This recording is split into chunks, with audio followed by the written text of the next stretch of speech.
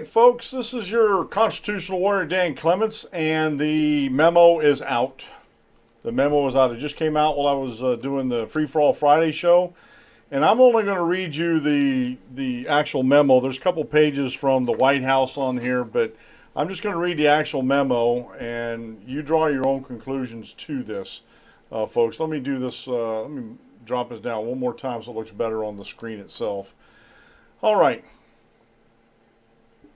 The purpose of this memo. This memorandum provides members an update on significant facts relating to the committee's ongoing investigation into the Department of Justice and the Federal Bureau of Investigation and their use of the Foreign Intelligence Surveillance Act, or FISA, during the 2016 presidential election cycle. Our findings, which are detailed below, one, raise concerns with the legitimacy and legality of certain DOJ and FBI interactions with the Foreign Intelligence Surveillance Court, the FICS, and two, represents a troubling breakdown of legal processes established to protect American people from the abuses related to the FISA process. Investigation update. On October 21st, 2016, DOJ and FBI sought and received a FISA probable cause order not under Title VII authorizing electronic surveillance on Carter Page from the FISA court. Page is a U.S. citizen who served as a volunteer advisor to the Trump presidential campaign. Consistent with requirements under FISA, the application had to be first certified by the the director or deputy director of the FBI, then required the approval of the Attorney General, the Deputy Attorney General, or the Senate confirmed Assistant Attorney General for the National Security Division.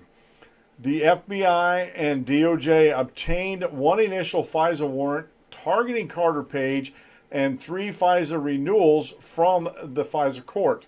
As required by statutes 50 U.S.C.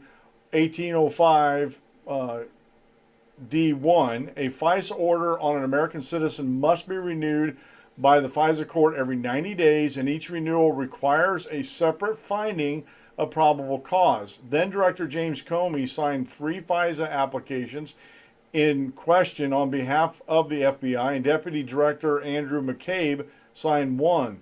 The DAG, the Assistant Attorney General, Sally Yates, then Acting DAG Dana Bonnet, and DAG Rod Rosenstein each signed 1 or more FISA applications on behalf of the Department of Justice.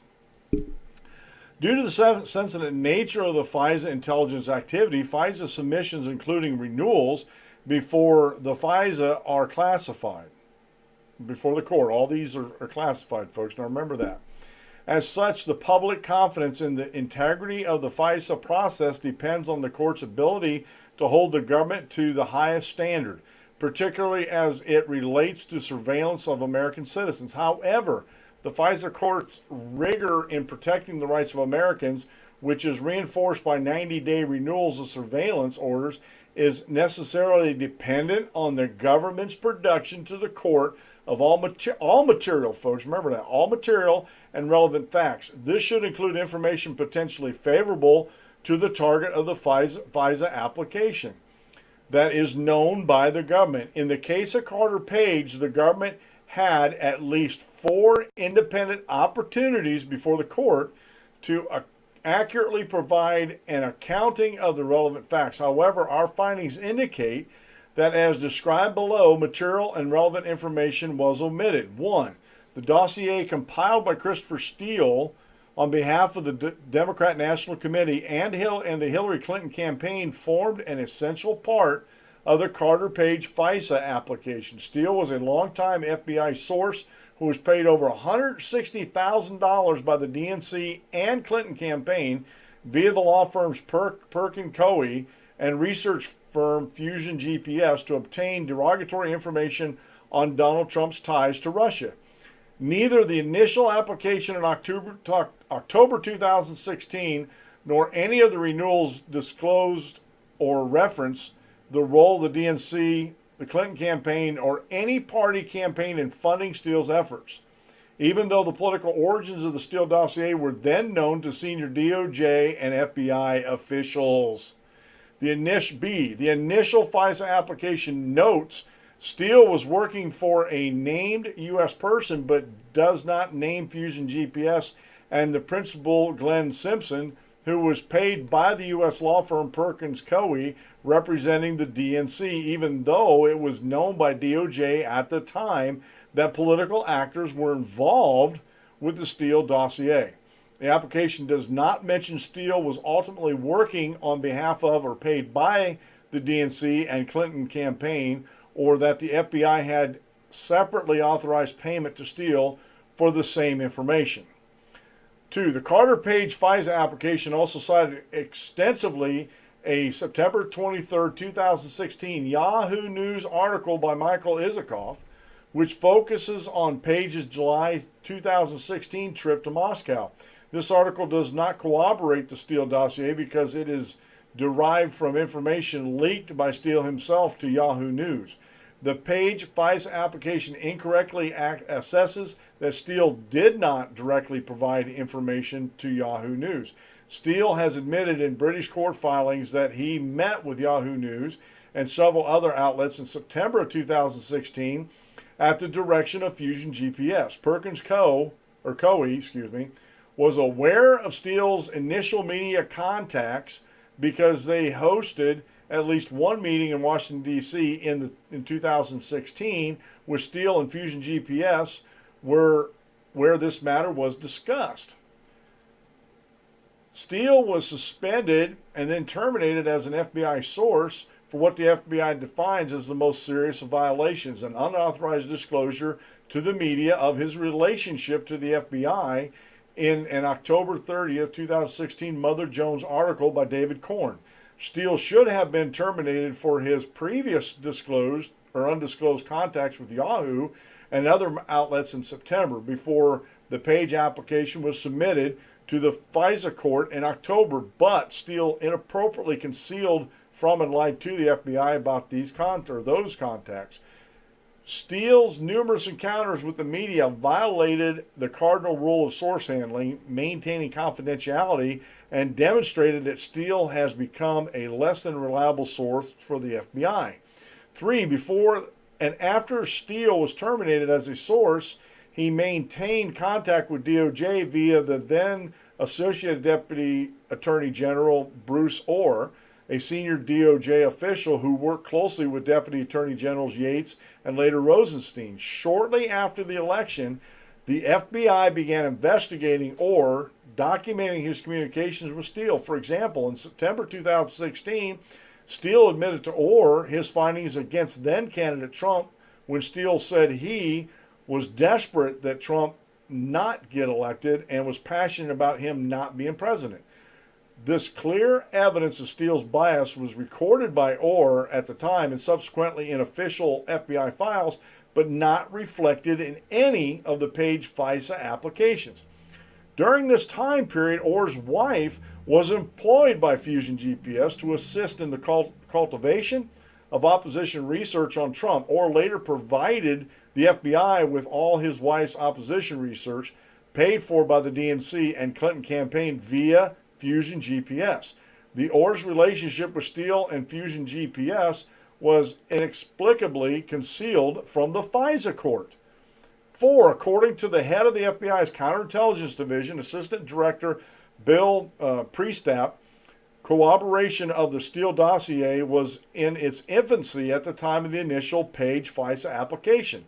After Steele was terminated, a source validation report conducted by an independent unit within the FBI assessed Steele's reporting as only minimally corroborated. Yet in early January 2017, Director Comey briefed President-elect Trump on a summary of the Steele dossier, even though it was, according to his June 2017 testimony, salacious and unverified.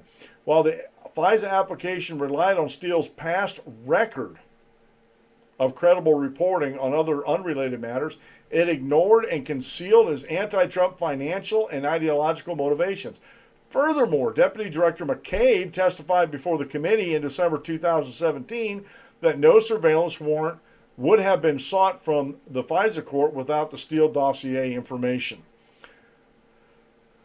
The Page FISA application also mentions information regarding fellow Trump campaign advisor George Papadopoulos, But there's no evidence of any cooperation or conspiracy between Page and Papadopoulos.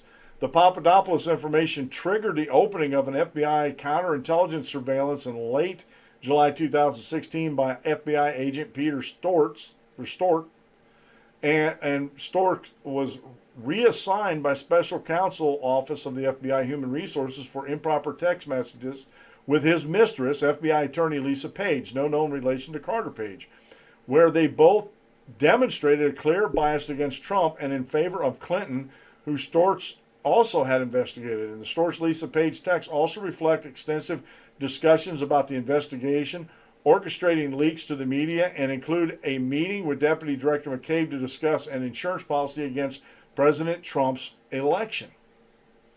Folks, some people are going to downplay this and say this isn't explosive. But the one thing I see in this whole thing, and I'm trying to keep my bias out of it, being a conservative, the one thing I see in this whole thing with this is, one, the Steele dossier should be thrown out as any type of evidence, and any warrant that was given by the FISA court for these investigations into Page or anybody else based on anything Steele had testified with his dossier Fusion GPS needs to be thrown out. Absolutely needs to be thrown out. The Mueller investigation into Russian collusion based on the Steele dossier needs to come to an end.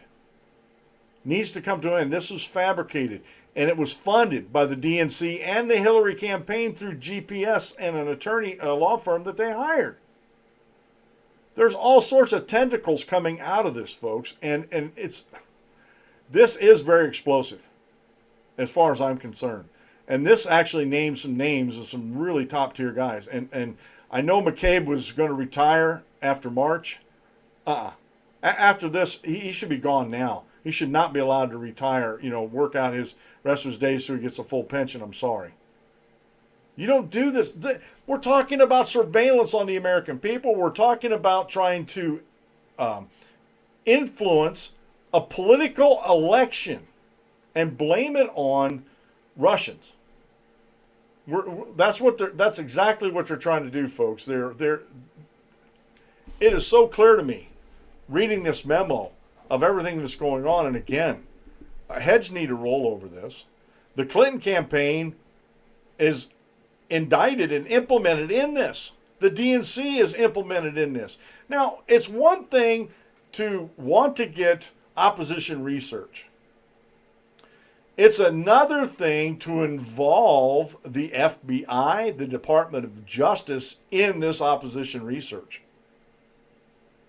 And they're involved because of Mr. Steele and his dossier, this fake trumped-up dossier, because he didn't want President Trump to be president, and he didn't want him to win, and he didn't want him to be president. And again, to me, folks, there's more to come out of this. There's more analysis. I'm just doing a basic analysis on this right now. But heads need to roll over this, because civil liberties have been violated. The court, the FISA court, oh my goodness.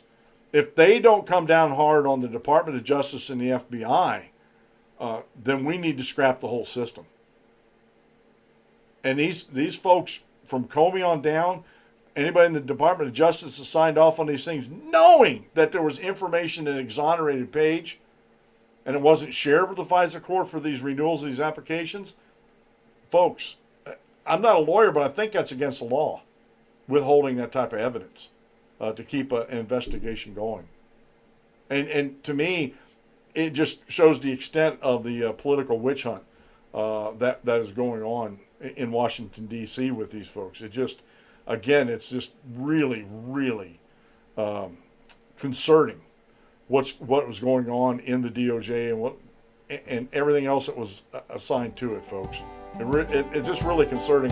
Again, more is going to come out of this. There's more legal analysis going to happen with this over this memo coming out, and I think they were right to do this. I don't know what the Democrats were going, and that Democrat memo is going to get out sooner or later. and I'd like to see that, why they thought that this information shouldn't get out to the public, because we're talking about corruption at the highest levels in a couple of our executive branch offices. We really are. This has been the Dan Clements Show. I'm your host, Dan Clements, your constitutional warrior. Remember, if you aim at nothing, you'll hit it every time. Have a great rest of the day, and we'll see you in the next video, folks.